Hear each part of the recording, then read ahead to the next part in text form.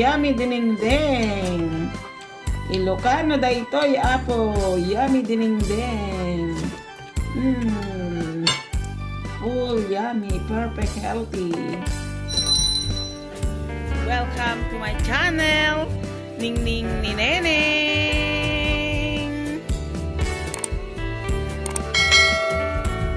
Kumusta kayong lahat? Hope lahat kayo ay okay at masaya sa araw-araw.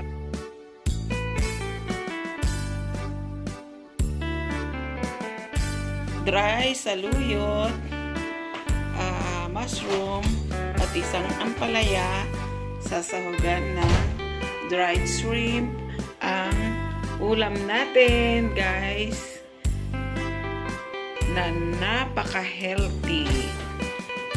Una guys, ibababad yung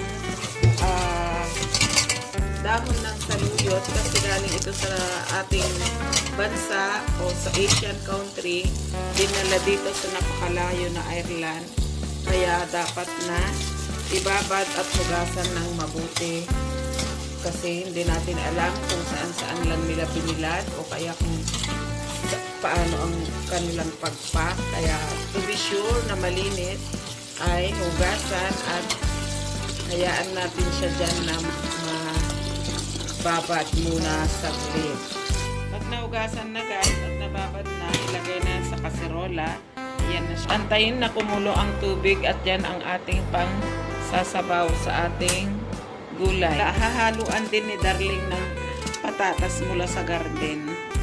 Sanang sayang, kaya ihahalo na lang niya guys. Nakuha namin sa garden yan guys, yung patatas. Guys, dahil dalawa lang kami ni Darling na mag-uulam, kaya ito lang ang piraso ng mushroom ang ihahalo namin. Ayan na guys, nilalagyan na ni Darling ng tubig ang ating saluyot para mas madali siyang maluto guys. At ayan, kita nyo naman. Oh, iwain niya ng maninipay guys yung ating patatas. Parang kamote ang kalalabasan kasi wala tayong kamote, kaya ito na lang ang ihahalo. Pampasarap din to guys, very fresh na patatas. Sahog guys, yung dry shrimp lalagyan na natin. Ayan, at napakasarap niyan guys, ang dry shrimp. Yung mushroom guys, hiwain ni Darling naman ng katamtaman lang yung hiwa.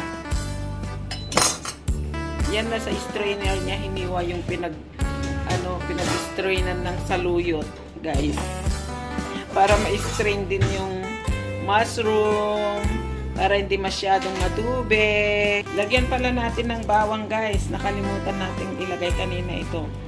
Huliman at magaling, nakakahabol din. Lagyan natin ng bawang guys ang ating gulay.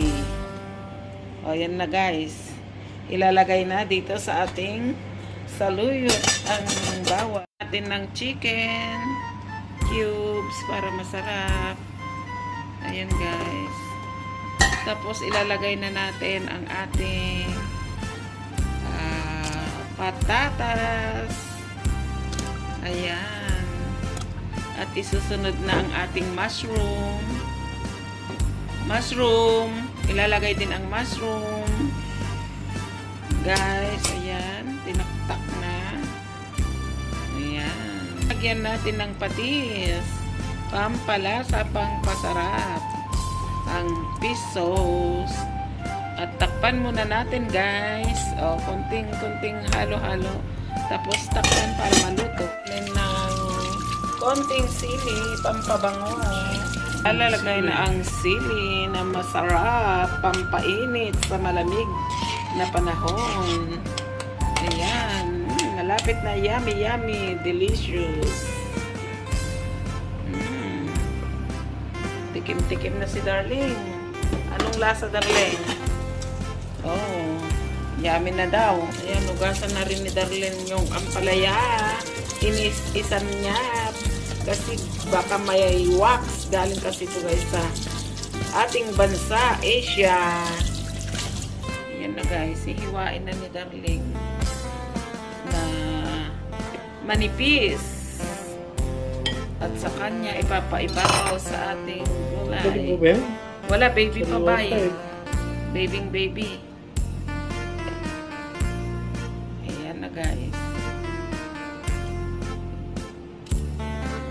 Ayan. Makunat yata, Darling. Singkunat, batang-bata. Talagay na ang ating ampalaya na pagkasarap-sarap. Oh, wow. Pagkain ng masayang pamilya. Dinengdeng. Takpan ulit natin, guys. Kulang ang lasa ng patis kaya dinagdagan. Oh, ang sarap ng ating gulay. Oh, amazing. Healthy meal. Kain na tayo. Meron tayong kanin dito na mainit at ang tirang isda kagabi. Ayan, dalawa lang muna kami ni Darling kasi wala pang aming mga chikiting na kambal. Kaya mauuna na kami ni Darling. Ang sarap-sarap ng luto ng Darling ko. Saan ka pa? Sa iba na lang. Kain na tayo, guys! Dinner! Dinengdeng na may isda at kanin pa. Halina kayo at kumain na tayo ng much, guys, for your love and support on this channel. Thank you, Neneng. I love you, I love you, I love you.